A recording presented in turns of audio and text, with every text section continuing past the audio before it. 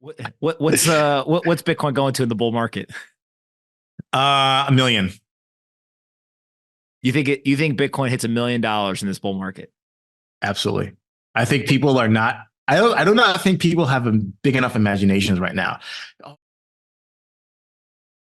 There they are. Hey, so we're going to be commenting on a super interesting video with Arthur Hayes and Anthony Pompliano.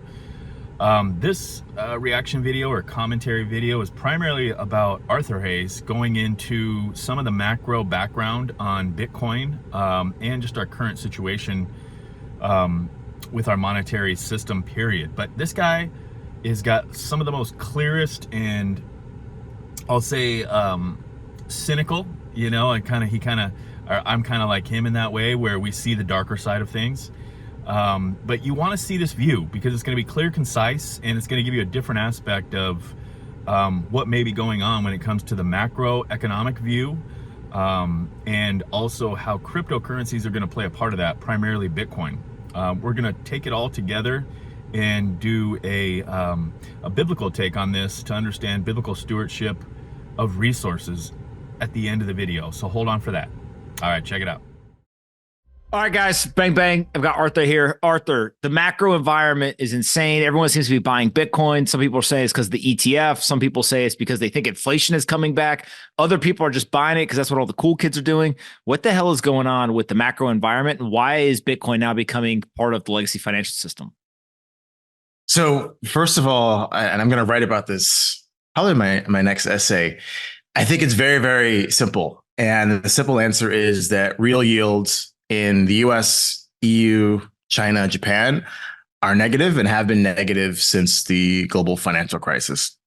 And at a simple basis, I define the real yield as a government's 10-year bond minus nominal GDP. And so at a theoretical level, it's very simple. If I'm going to lend the government money, I at least should be compensated at the rate at which that economy is growing. Very simple. And so if the 10-year yield is below that rate, then the government is profiting off of bondholders. And if it's above that, if the real yield is positive, then bondholders are profiting at the expense of the government. And it's just that simple. Now, obviously, if you're a politician, the goal is to keep yields lower than where the economy is growing on a nominal basis, because that means that you can spend money like a drunken sailor and it's profitable for the government to do so. And obviously, as we know, the best way to win an election or engender the support of your population is to give them free shit. Now, obviously, nothing's ever free. You're paying with it via financial repression, but that's sort of the goal. And so every single different sort of major economic bloc has a different flavor of a way that they financially repress savers to make sure that the government bond yields are below how fast the economy is growing. So take the US, for example. Very simply, it's the Fed. So the Fed since 2008 has been printing money. I think the down balance is whatever 8 trillion it is, up from like 1 or 2 trillion at the start of the GFC. What do? They bought bonds to do what? To make the interest rates go down. At the same time, the U.S. economy on a nominal basis has been growing ever since 2009, apart from the COVID lockdowns. So it's been very, very successful. And what do we see as a result? Bitcoin is the sort of release valve, one of the most popular ones since 2009. And, it's gone up the most of any asset class ever in human history, which makes sense because the United States has printed the most money that it's ever printed in its entire history. If you move over to China, similar sort of situation, their entire industrial policy is centered around, let's make sure that we borrow money from the people through the banking system at a lower rate than which the Chinese economy grows. So Chinese economy on a nominal basis has been growing, 5 to 20% every year since the mid 90s. But on a bank balance, you're lucky to get more than 4 to 5% as a saver. And so what happened in China? Obviously, there wasn't a Bitcoin back in the year 2000 when they joined the WTO, or even now today, it's difficult to buy Bitcoin onshore in China. They bought property. Property was the one asset where the government was encouraging the price to essentially reflect the amount of capital that's being created and the growth in the economy. And as we saw, property market zoomed in China, and obviously it's going through a bit of correction right now, but you could understand why a Chinese person, if you see the economy growing at 20% a year and you're only getting 4% in your bank account, you're going to do something else with your money. Japan, the BOJ, has probably printed the most money in nominal terms of any central bank ever. They own more than 50% of the bond market. Same deal. Nominal GDP growth is growing in Japan, but yields are negative on bank balances, and they've been holding 10-year yields at around 1 to 1.5% for the last few decades. Again, same thing. The Nikkei has actually obviously taken off as the yen has weakened. And then Europe, similar deal. The ECB is buying all the bonds of the governments, and on a nominal basis, the growth is still growing in Europe. So it's the same story everywhere in the world. The question is, when are investors going to realize that holding bonds is for dumb people? And so, great, you can realize that, but then what are you going to do as an investor? Before these Bitcoin ETFs in the US, and obviously soon to come in the UK and probably China as well, there wasn't really many options. Okay, yeah, you could go buy some gold, but then you got to store it somewhere. It's a pain in the ass. You could buy some stocks by the NASDAQ. Obviously, good managers did that. By S&P, that's outperformed. But at the end of the day, you're kind of stuck in these shitty things called government bonds. Then along comes the ETF, which is finally TradFi saying, okay, well, we recognize the situation.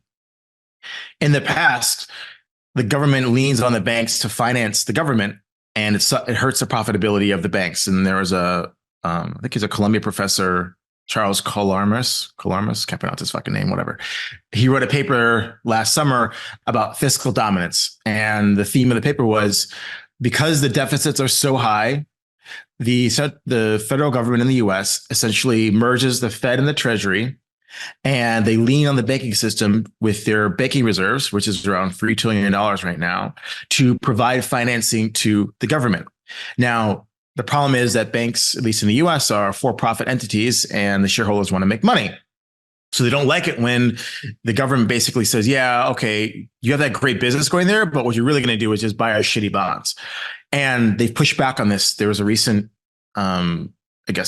proposed legislation from the Fed saying, hey, why don't the large banks provide more capital? You have to hold high reserves. The banks did a full court press, some sort of lobbyists, and of course it was defeated. They don't have to provide more capital. They don't want to provide more capital because that hurts their profitability. So at a higher level, like, why not support a Bitcoin ETF? All of a sudden, BlackRock files a Bitcoin ETF last summer, took the Wicco clowns 10 years. They still don't have one. Larry Fink gets one in 6 months, right? And so now all the banks have a way to give these bond investors something else to buy. We know that's negative yielding. We know that the government deficits are going to continue to go higher. Taxes are not going to get raised enough to cover them. Spending is getting out of control. No presidential candidate is campaigning on, I'm going to balance the budget. Not a single one of these clowns are. So it's not going to change. People are starting to realize this. And now they've got a product, at least for a TradFi, fund manager, they can allocate to a Bitcoin ETF. They don't have to change their prospectus. They don't have to worry about custody. They don't have to worry about any of the things that make Bitcoin special, other than the fact that they did the back test and it was negatively correlated to certain things they care about, and it's performed well as rates have been negative. So I think that's the macro backdrop. And that's why I think these flows are going to continue as the global investor class realizes that this time, they're going to eat a massive amount of shit if they keep holding these shitty bonds. Maybe it's time to diversify. Here's an option. And it doesn't entail any career rest for them to buy a Bitcoin ETF because it's being sold by BlackRock. You don't lose your job by buying one of Larry Fink's products as a fiduciary. So I think that's sort of the macro backdrop, which is why I think people need to not take any chips off the table. It's time to even add more, because now it's a reflexive price movement. The more the price goes up, the more people hear about it. The more they look at their bond portfolio, like, well, what the fuck? I'm down 50% over 3 years. Worst bond market performance since the War of 1812 in the US. Why am I not owning this Bitcoin thing? All I got to do is click 2 buttons and buy this ETF. And all of a sudden I've, got the best performing asset in all of TradFi in my portfolio. So I think that's the sort of the backdrop, very favorable, and it's going to be a fun bull market. So as you can see, the bond market's something that, if you're not familiar with, is, just put it this way, a lot larger of a market and a trading environment than anything else you're seeing. When you start thinking about interest rates or, different loans and mortgages and, how's the real estate market doing? How's people doing with their 30-year mortgages? How's wages doing? How's employment doing? How is your stock market and small indexes doing? The things that you might follow, like for example the Dow, NASDAQ, S&P. We look at those things for guidance to see how, you know, our economy is doing. But what you really would do if you were paying close attention, like somebody that you're hearing here, Arthur, is you'd look at the bond market and you'd look at central banking and you'd look at sovereign nations around the world to be able to see how people move when they are in positions to move big pieces of money. It's like moving a tanker ship as compared to moving some type of small little tugboat that we're looking at when we see what we see on TV. And as you continue to listen, you'll see that this larger view, as complex as it is, gives you a clear understanding of why things are moving the way they're moving. And I think this is just fundamental as you listen, so that you can start preparing yourself for what you're going to see in the future. As AI comes in and as a lot of technological advances come in, everything's going to be comprehensive. Everything is going to be detail oriented. It's not going to be surface level, what you can get on a quick, you know, Instagram slide or something on X that you can, you know, read through fairly quickly. You know, X is a better option. You can at least go somewhat long form on that. But this clickbait headline news situation that we're dealing with, it's not going to work for the future. So check out this next section and get your mind expanded. When you mentioned earlier property rights, describe why you think that is being eroded away. And I think that you're alluding to kind of Russian billionaires that, you know, aren't part of the government, but they had their private property taken, seized, frozen, et cetera. But like, are there other examples or things that? No, well, forget the Russian billionaires, the Russian state, a state actor, a sovereign country that holds debt, right? What did Russia do? They did what they were supposed to do. They produced oil, they sold it in dollars, they earned dollars, they bought treasury like a good little country. And, you know, when they did something that the Western elites didn't like, they said, oh, those are nice bonds you have. Thank you very much. We'll take them, please. There was no due process, not even a kangaroo trial to like convict Putin of being whatever the fuck he's supposed to be, according to the Western financial media. No, we're just going to take this shit. And there is no property rights. It's whatever we say they are. That's the problem, is that if for whatever reason you fall out of favor with the political elites in the US or in Western Europe, that these bonds that you dutifully bought so that you don't have a balance of payments crisis when you're paying for goods that are priced in dollars and euros are now null and void, and you no longer have access to your money. That's what I mean by property rights being eroded. And so if you're China, if you're Japan, if you're Saudi Arabia, if you're anyone who earns lots of dollars, you're like, well, they did that to Russia, they could do it to me, right? If it's it's a presidential election year, and for whatever reason, like the color of my skin or my passport is what gets all the Americans riled up, my ass is going to be grass, and there goes my property. And so I think that's one reason why, if you're a sovereign entity that's used to earn dollars and buy treasuries, you're like, well, hold on a second. Maybe I shouldn't be investing my economic surplus in this asset, which can be confiscated with no due process at all. And I've seen examples of it most recently with what's happened with the sovereign state of the Russian Federation. So what's interesting about this is, on one hand, I think that nation states can come to the conclusion like Bitcoin is kind of this sanctions hedge. There's a guy at Harvard School of Economics. He wrote this whole paper about like, oh, people might start buying Bitcoin and putting in their treasury because of the ability to kind of resist the sanctions. And that would be really attractive. On the other hand, I always remind people that like there's like two guys who tried to price oil in something other than dollars, and they're both dead now. Right. And so like that, there's this element of if you are too big of a country and you do something that could be interpreted as an abrasive movement, then obviously you are subject to the full wrath of the US government, whether directly or indirectly. And so the ETFs. Well, I challenged that. That was true, right? Because, Gaddafi and Saddam, right? They tried to do a gold dirham and all sorts of things. And, they found out what their friendship was worth as they were gunned down in a hole. But so if you're sitting there thinking, I have no idea what anybody's talking about in that last clip, think of it this way. If you're not familiar with what a U.S. Treasury bond is, it is what you see when you see a 10-year note, a 2-year note. It is the federal government or the Treasury issuing you a bond. So you're going to give them money, and let's just use $100 million, for example. You're going to give them $100 million. and they're going to pay it back to you with interest over a given period of time, whether it's 2 years, whether it's 5 years, whether it's 10 years, 30 years. So you have bonds and you have T-bills, treasury bills. So same thing, without confusing it, it's considered debt. Just like when you're in debt, maybe you go buy a vehicle, somebody gives you a loan, but they have paid the dealership a solid amount. They paid them the amount for the vehicle. And now you're in debt to your financier, right? For your car. So you now have debt. Same thing with the United States. So they are technically considered having debt when you give them $100 million, just for an example, and then they're going to pay you back that $100 million with interest.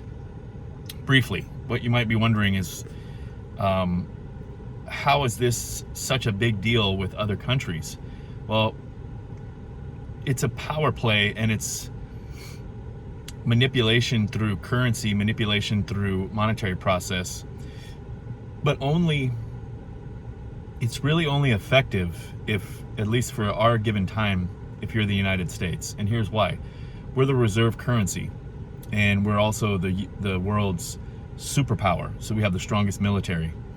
Therefore, we have the most secure treasury notes. So if if the United States gives somebody a bond and says, I'm gonna pay you that $100 million back plus a 5% yield, right? You can count on that 5% yield. Without a doubt, you're gonna get your money back and you're gonna get the yield, and nobody's ever gonna default on that loan because it's the United States. Because we're that secure, we're that powerful. Therefore, if you're another country and we start leveraging you and saying, hey, we want you to buy our bonds because we're trading partners, you're gonna do it. Otherwise, if you don't do what you're told from the United States, just like Arthur's saying right there, you might find yourself against us.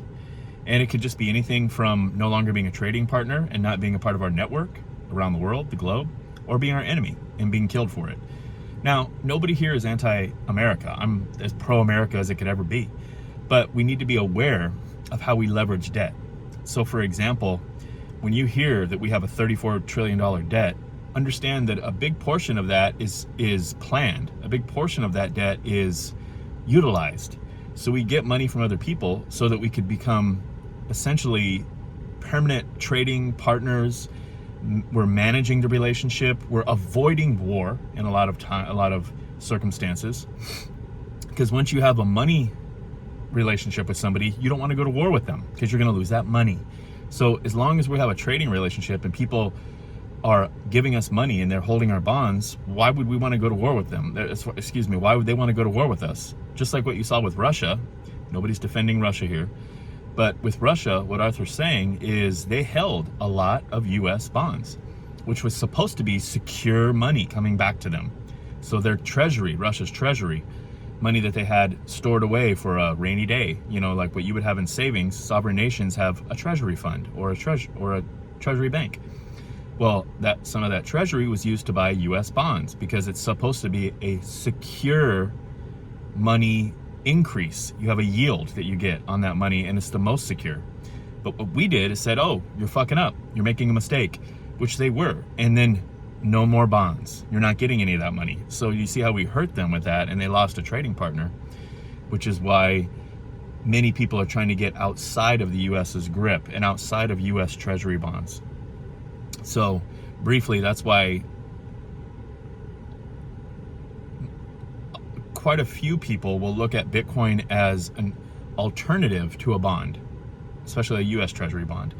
Many people issue bonds, guys. All sovereign nations, you can get bonds from even big banks and particular style of larger companies and things. But not something I want to get into, not something I'm a specialist in, but I understand that it's very much a large market. But at the same time, if you have Bitcoin, you have an opportunity to have a secure return. And if it is a trusted method of securing your Bitcoin, like the ETFs offer, because it's through BlackRock, Fidelity, and it's something that is regulated by the United States government or by the SEC and by all of our financial regulations and insurances, so that if somebody was to go wrong, you have legal precedents to go after that money. You need that in case you were to put, don't think of it like you're thinking of it, like, oh, I have a couple $1,000s and I want to see if I can turn it into $20,000. Pretend you had a couple $1 billion and you need to put portions of that somewhere that would secure you a return, because there's always risk involved. And if you have that much money, it's just getting eaten up by inflation. So where can you put that money that gives you a secure return? Well, US Treasury bonds are the most secure, but it's starting to get to the position, because we have so much debt and we're living in this debt economy where the money printing and inflation is getting so out of hand that people are starting to realize, I don't think I really like these bonds, because the inflation and overall GDP of this country that I have my business in, called America, is lower than the yield I'm getting. So I'm losing money by buying these treasury bonds. I can't make enough money through my businesses, and I can't keep up with inflation to give me more money to exceed, the bond is not going to give me more money than doing that. I don't want these bonds. I got to do something different, because these bonds aren't a safe haven anymore. So that leads you to considering Bitcoin. That's what Arthur's trying to say. And it's a different way to look at it. And I understand not everybody gives a shit or wants to even understand how these money markets work and how bond markets work and how big money moves. But if you don't understand it, you'll have a very difficult time understanding why Bitcoin is moving the way that it's moving, or why the economy is moving the way that it's moving, or why they are adjusting interest rates, or why they're not, or why they're doing quantitative tightening, or why they're doing quantitative easing.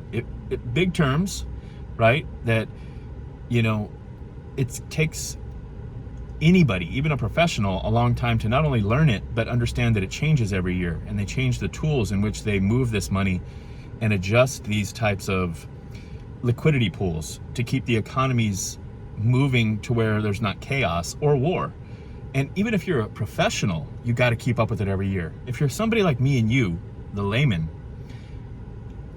it's difficult for us to keep up. We don't need to keep up as if we were educated and we're following it like somebody who's going to try to report on it for CNBC, because they need to be able to make it clear enough to where somebody can listen and give them ratings. They're not giving you a comprehensive view. What we only need to understand is what these markets mean, why they do what they do, and then keep your eyes on the moves. That way, when you see a move, you can reverse engineer it and say, okay, now I understand why, you know, interest rates are what they are, or why the real estate market is in jeopardy, or why it might be doing well. And then you'll also be able to look at it and see, why is inflation so high? Or why are other countries having wars with each other? Is it just what we hear on the news, or is there a deeper underlying issue? And I'll tell you right now, there's a much deeper underlying issue, and it's typically around financial hardships, or financial miscommunications, or financial disagreements. That's the core of it. It's not just their faith in their religion. That's for stupid people, okay? Revelational epistemology is not for stupid people. But if somebody's just going to follow a blind faith, those are ignorant, stupid people, and they will go to war over that. But the intelligent people won't. They'll go to war over money. You have to see this. So as you bring these all together, just understand that there's a larger picture. I'm going to try to clarify it as clear and concise as I can, and as simple as I can. And I'm learning it with you, so we'll kind of do it together. So let's do this last clip, and then we'll bring this all together with a biblical outlook on it, so that you can kind of ground it in what I hope is very important to you, which is your faith. So let's take off our intelligent hats now, and let's put on our fun hats. Left curve this shit. Yeah, let's fucking go.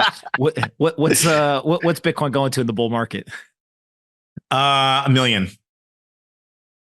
You think Bitcoin hits $1 million in this bull market? Absolutely. I think people are not. I do not think people have big enough imaginations right now. Oh, I need to like take some chips off the table. Oh, it went so fast at 70,000. Like, no, motherfucker. Like, why did it go so fast at 70,000? Because a bunch of people now can like check a box and buy some Bitcoin ETF. Like, there's this whole government issue of like too much debt. There's elections around the world. And what's the message? I'm going to print money and give you stuff. Rotor. supporter, whatever. Please support me. Right. That's happening. People understand it. It's visceral. We are entering this phase of inflation and populism. This bull market is just getting started. And I don't think people have the right imagination about how ridiculous it can get. So yes, $1 million is my price target. Are you planning to sell? Do you have a plan to take risk off? Is there a timeline? Is there a price point? How do you think about the Bitcoin that you have today in terms of ever converting it back to dollars, or just I'm holding it and I'm going to die with it? So I think this is an intellectual thing I've started to think about is I don't want to sell Bitcoin for fiat. I want to sell Bitcoin for energy, right? Because at the end of the day, why is Bitcoin a good thing? It's because it's pure energy in monetary form. A dollar. All right, so I had to put that in there just because Arthur said it's going to $1 million. I'm going to say it too. I think it's going to $1 million. I think we're going to get it by let's say, I would say probably the end of 2025, maybe going into 2026, we're going to see $1 million Bitcoin. Put it on record. You guys got me on record. Probably going to eat my own words, but I hope I don't. I hope I do eat my own words, but I hope it's because Bitcoin got to like 800,000. Everybody's like, oh, it didn't hit $1 million. Fuck that. I don't care. If it gets even near that, I'm going to be Mr. Happy Camper over here. So biblical. Let's make it biblical. Let's take it to the Bible. Let's make it revelational, baby. Let's make it revelational. Let's make it epistemological. Let's make it axiomatic. Let's do it. So there's no sense in me giving you a bunch of different scripture to look at. I want to just give you one. And we can expand, but because we're going macro, I really think it would be great if you just started here, and if you have a lot of questions or disagreements or consensus, just Google these passages and read some commentary on it. Make sure, in my opinion, it's reformed commentary from a reformed view, which is just going to be a Bible-centered view. It's not going to be like a different emotional or denominational opinion. It's going to be letting Scripture speak for itself. So find a reformed commentary on Matthew 25, 14 through 30. So this is the parable of the talents, and this is Christ himself talking. We've talked about this before, but I think it's just imperative that there's a few aspects of it that I want to key on. So there's a little bit I'm going to read to you, and then just a brief explanation on the fundamentals here. But this, giving you a broad overview, is letting you know how to manage resources. And resources could be more than just money. We need to not think about money as just like God tells you to do this with money. No, he doesn't. He tells you how to manage. Well, he tells you how to manage money, of course, but money can change. It's not always the same. It's seashells, it's gold, it's fiat, it's dollars, it's Bitcoin. So, and there's different ways to manage each type. It's cattle, whatever, you got to manage it in a different way. But it's all a form of resources, just like your mind is a form of a resource. So look at this with the lens of resource management. So in the parables, there's a king leaving his masters in charge of talents, which is money, but let's use it in the thought process of resources. That there's a master leaving his servants in charge of resources, and see how they manage those resources and see how his response is. That way you can apply that to your life, because maybe you don't have that much money right now. Maybe you have an abundance of money, but you have resources. You have time. Time is a resource. Your family is a resource. Your mind is the ultimate resource. Understand how you need to manage that resource based upon what God has commanded of you, and see the consequences of poor resource management at the end of the parable. So let's check this out.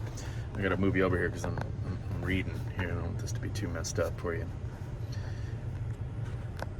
So we got, starting at the top, Matthew 25:14. For it will be like a man going on a journey who has called his servants and entrusted to them his property. There we go, property. To one he gave 5 talents, to the other to one he gave 5 talents, to another 2, to another 1, to each according to his ability. Then he went away. He who had received the 5 talents went at once and traded with them, and he made 5 talents more, doubled his money. So also he who had 2 talents made 2 talents more, doubled his money. But the one who had received the 1 talent went and dug in the ground and held his master's money. I'm going to skip down. So,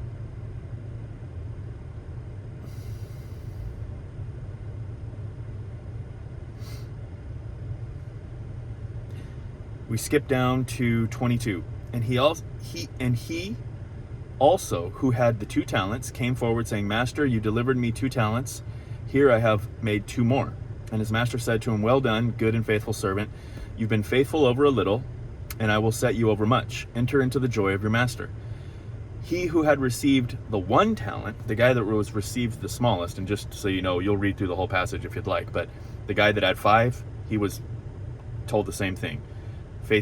Good and faithful servant, enter into the joy of your master. Same thing with the guy with 2. Good and faithful servant, you did a good job. You doubled your money. You doubled my resources. Into the joy of your master. Now the guy that had 1. He goes, Master, I knew you to be a hard man, reaping where you did not sow, and gathering where you scattered no seed. So I was afraid, and I went and hid your talent. Key things are, he knew him to be someone who was unjust, which is a false accusation. Then he was afraid, so he's now fearful of injustice because he's broken in the head.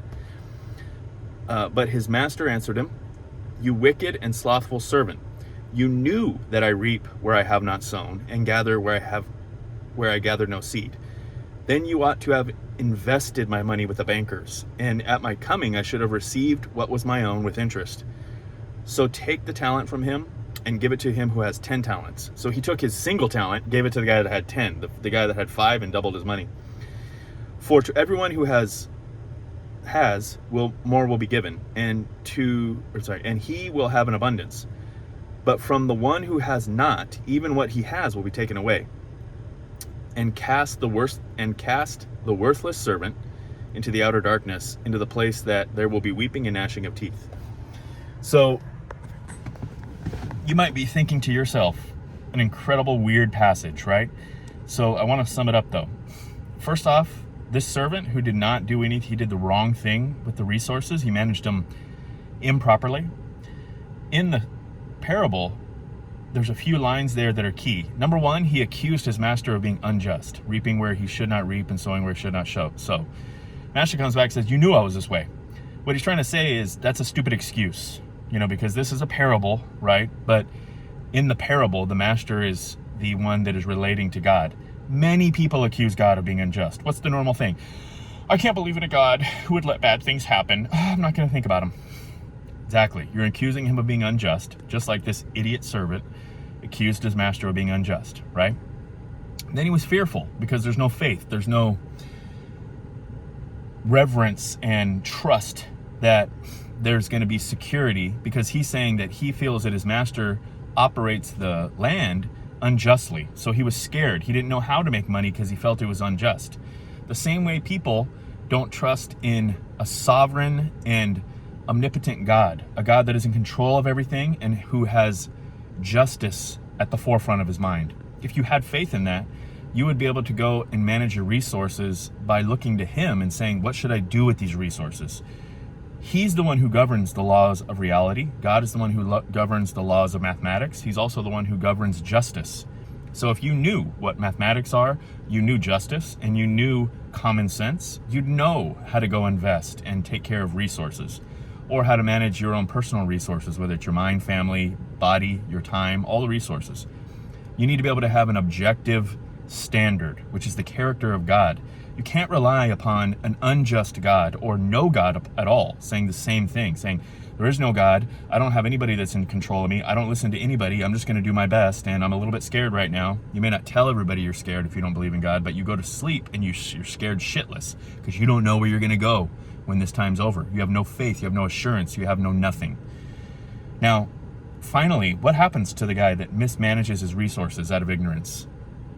He's not just disciplined. Again, this is a parable, but he could have just been, he was sent to jail. It could have been his money was taken from him. It could have been he was cast out. It was none of those things. For his mismanagement of resources, he's sent to hell, weeping and gnashing of teeth. This is telling you that not only is it imperative to manage your resources properly, but don't question and doubt God. They go together. That's why he was sent out into the weeping and gnashing of teeth. He questioned his master, who in the analogy here, in the parable, is an example in the parable of God, right? So when you question God, and being that we're talking about resources here, that when you're questioning God, that he's in, you're questioning his authority and his standard of good, right, and justice, and you're questioning him of being sovereign over your bank account, just like he is sovereign over your soul. When you question all those things, it's almost certain that you're going to mismanage your resources. Even if you have wealth in this life, you're not going to use that wealth for the proper purpose, which is to advance God's kingdom, which is to advance his gospel, which is to spread the knowledge and information of not only the good message that Christ has already come and accomplished and conquered death, sin, and the devil, but you're to spread the message of who God is, what he said, and what he's done.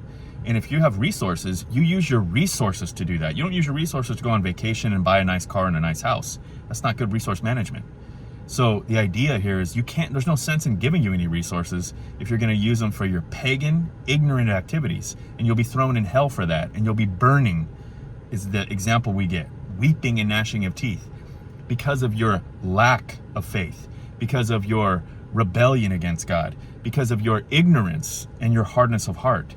That's your final end. That's why when you think about things, it starts with a revelational epistemological view on the world. Then you move it over to resource management.